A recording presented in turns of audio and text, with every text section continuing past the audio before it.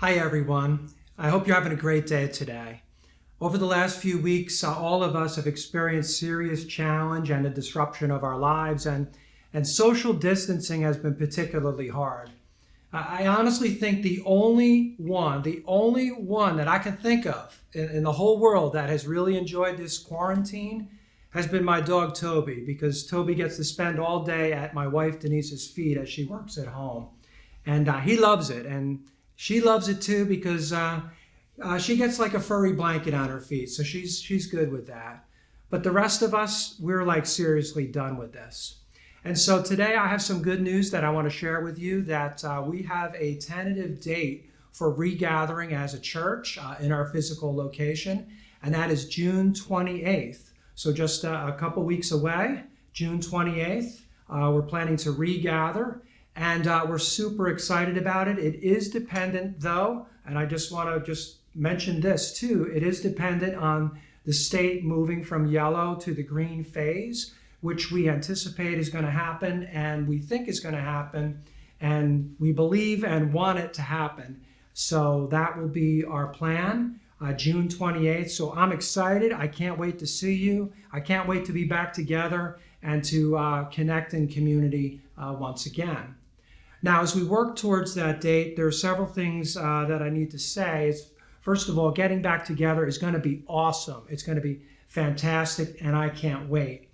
But our church won't be exactly as it once was, because we're going to have to take incremental steps to resume a sense of normalcy.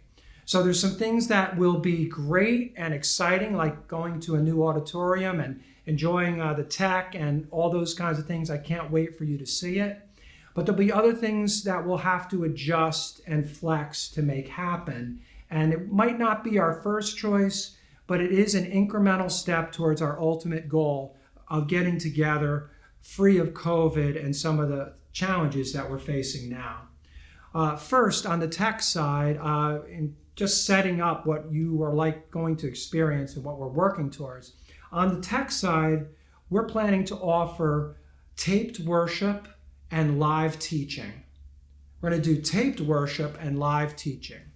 The reason we're doing that is because we don't have the personnel or the equipment right now to offer live worship in a format that's good for people in our location in a live way, but also for those in the online community that have gotten used to, as we all have, a very high level of production. We really need to do our best and continue the high caliber presentation of our services that we're offering online. We can't do that right now without the equipment and personnel we need on a Sunday to pull off a live stream. So as a result, we really want to make sure that those who are unable to attend at this point, maybe they have pre-existing conditions, maybe they're in the vulnerable category, that they're not ready to come to church. We want to make sure they know they are as much a part of our church as anyone else. And so we want to keep the quality of what we produce and present on regarding our Sunday service at the highest level possible. This will enable us to do it. And then over time, we will work towards offering live worship as well. And we'll be able to do that better over time. So be patient with that. But we will meet together and we will have, again, taped worship and live teaching. On the safety side of things, there are a couple things to say. First, that we are going to go to our new format for Sunday mornings, and that is 2 services, one at 9 o'clock and one at 10:45. That'll enable us to spread out the number of people. That should work well, and we're looking forward to getting into a schedule that we'll keep in the coming months and years. Just a few logistical things. First, we're not going to use the front door of the church. We're going to cordon off that area because it's still under construction. There's concrete dust, there's construction material, etc., that prevents us from using most of our existing building. And basically, the only time it will get used is our offices during the week. So on Sundays, we won't use the existing space at all. We'll only use the new space, the new auditorium, and the new classrooms as well. We will have people in place outside with signage to give you directions so you know exactly where to go and what you need to do. So we'll direct you. We'll have one entrance door to the auditorium. That'll be at the top of the handicap ramp, and then there'll be one exit door at the back of the building. So we won't have people going in and out through one door. The opening is too narrow for that. So we'll keep the flow of people moving in one direction. Again, not super convenient, but at least we get to use the auditorium, and that's a good thing. We're asking you to also to arrive no sooner than 20 minutes before the service. That enables us to have time to sanitize between services. So we ask you don't come sooner than 20 minutes. I know you probably want to. I want you to. I would like to as well. We'll get there. But for now, we ask you just to kind of remain in your car, come in 20 minutes before the service, enter the door that we're talking about, and we'll get going. And that's a good start. Another piece to this is that we are requiring masks in order for you to enter the building. We're requiring masks that you would wear them while you're standing and until you're seated. Once you're seated, you can take the mask off. Some of us have trouble breathing. We're uncomfortable with it. We totally get that. We totally understand that. But we ask you to wear the mask while you're walking in the building, while you're talking with others, until you're seated. Then feel free to take it off and then put it back on as you exit. Right now, stores and other retailers are requiring masks, like Costco requires masks, Lowe's, other places require masks. Restaurants are also requiring masks, but they're doing this same process. You're wearing a mask while you're moving or going to the bathroom or any of those kinds of things, but then once you're seated, you can take it off. We're going to follow the same guidelines at this point. We're setting up the seats in social distancing clusters, so you can come in and sit with your wife or your kids or your family. You don't have to sit 6 feet apart from them. You've been together. So we're trying to figure this out. We'll create social distancing clusters. Children's ministry will resume in a modified format. We're still nailing down the details. We'll have those for you, but we're working towards preschool and nursery and a crying child room. We're working towards it. We may only be able to do 2 of those 3. We're figuring that out, but we're going to modify children's ministry at this time because we have limited space that we can sanitize and keep in good order. There won't be any food or coffee at this time. We're asking you not to shake hands or hug. Personally, that's killing me. That's killing me. I love going to the door and shaking hands every week. I love shaking your hand. Someday, maybe we'll get back to that. I don't know what the new normal will be. Maybe it'll be elbow bumps. I don't know. But at this point, we're asking for no handshakes, no hugging. And also, we're not going to distribute programs until further notice. We will have bathrooms available to everyone. We've secured luxury bathrooms. If you can think of a portable bathroom as luxury, I've heard they're pretty luxurious. We'll see. But I think you're going to like them. We have them in place, and they'll enable us to have exactly what we need to begin to meet as well. All of this is our attempt to balance out the health and safety of our people with a very clear need that I have, that you have, that all of us have, to regather. We want to get back together. We want this to happen. We're tired of the isolation, the quarantining, and all these kinds of things, but we have to do this in an incremental way. So we really appreciate your patience with these things, and as we work forward, we'll continue to modify things as we learn more. Now, to get more information regarding this, I have with me today Dr. James Malone. And James is an ENT doctor. He is also a member of our SVT and a member of our planning team in terms of our Regathering task force. So James has tons of expertise, a lot of experience with these kinds of things, and I've asked him to talk to us today about what we can do to stay safe as we regather. So James, tell us a little bit about, how we can do that as a church. Again, we want to meet, we need to meet, but we want to do it in a safe way. How can we do that? Well, we do, and I'm so looking forward to getting together and seeing everyone as a church family.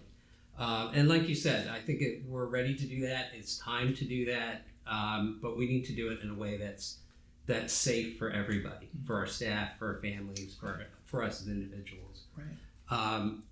So there's a couple of ways we can do that. First of all, I think it's important that we just talk a little bit about what the symptoms are. So there's a lot of information out there on social media, in the news. It's constantly changing. It's almost overwhelming. So what we'll talk about is a little bit along the CDC guidelines. Okay. Okay. Cool. So the symptoms can be all over the map. It's a spectrum of symptoms, from what you're hearing frequently as cough or fever or body aches, but it can include something just as simple as a sore throat or a runny nose, congestion, headache, or fatigue. A fever. If you're having fever or chills or any of those symptoms, or you just don't feel well, then please stay home. Right. The best thing to do is stay home if you're not If sure. you're sick, don't come to church. Just monitor things, get better, and when you're better, give it another try. Yeah, absolutely. And of course, if you have exposure, you think you've had exposure to somebody who has active COVID-19, please stay at home. Mm-hmm. Please stay. That protects everybody. Mm-hmm. And it keeps us meeting as a church family. Right. So if somebody gets sick, they're going to do contact tracing. And if they do contact tracing, they realize that a lot of us potentially have been exposed. If we haven't been cautious, they could then shut us down for 14 days right. while we self-quarantine. Right. It could be a big problem. Yeah. And it could be a hindrance to us meeting. Right. So just stay at home. And then secondly, we want to protect ourselves and we want to protect others. Right. So remember, we don't have all the answers to how this virus works, how it is transmitted, how we protect ourselves. But what we do know is that this can be transmitted through respiratory droplets. So it can come through talking, singing, sneezing, or coughing. So those respiratory droplets either can land you can inhale them into your lungs, it can land in your mouth or nose, it can land on another object, a surface, mm-hmm. And then that can be touched and transmitted to ourselves. Mm-hmm. So some simple things to do to protect yourself is what we've been hearing in the news, everywhere you go. Wash your hands frequently. 20 seconds with soap and water, or a hand sanitizer that has at least 60% alcohol. And that's something we're going to provide as well as a church. We'll have hand sanitizer stations available to enable that to happen. And also the luxurious bathrooms. Absolutely. They too will have hand washing stations, obviously, but we'll have multiple ways to keep our hands clean. Absolutely.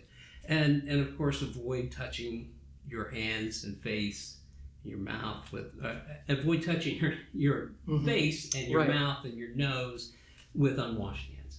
Mm-hmm. And then finally, as you mentioned, will be social distancing. So it's okay to be close with the people in your family. You live with them, right? But we want to keep about a 6-foot distance from non-family groups. Mm-hmm. And then finally, we want to protect others, which now goes back to the dreaded mask. Use of masks. But right. the use of masks is really, I think, important. It's important in protecting others. We're not protecting ourselves with the mask, but we're protecting others. And so in situations where you can't social distance, coming in and out of the church, maybe right. in the restroom, when we're up moving around, it's really important that you wear a mask to protect others from right. potentially getting infected. It also helps to potentially protect others from people who have the virus and don't know it. And we don't know how many people that is that are out there that may have the active virus and just are asymptomatic or don't have symptoms of it. But the mask can potentially protect others from somebody who may have it and have no symptoms. Okay, now that brings up something that's been posted as a headline recently, as recent as last night. That WHO came out with this statement about that it would be very rare that an asymptomatic person could transmit the virus.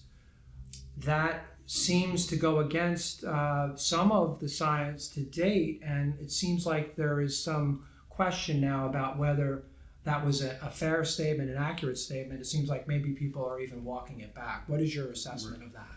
Right. So, I did look into this a little bit. My assessment is that was a misstatement, and the WHO is actually walking that back. And if you go to their website, which I think is the better source rather than listening to A headline, some news media or a right. headline, they do support the use of masks. I could not find anywhere in there where they said, oh, you don't have to wear masks, that it's not a protective measure. Mm-hmm.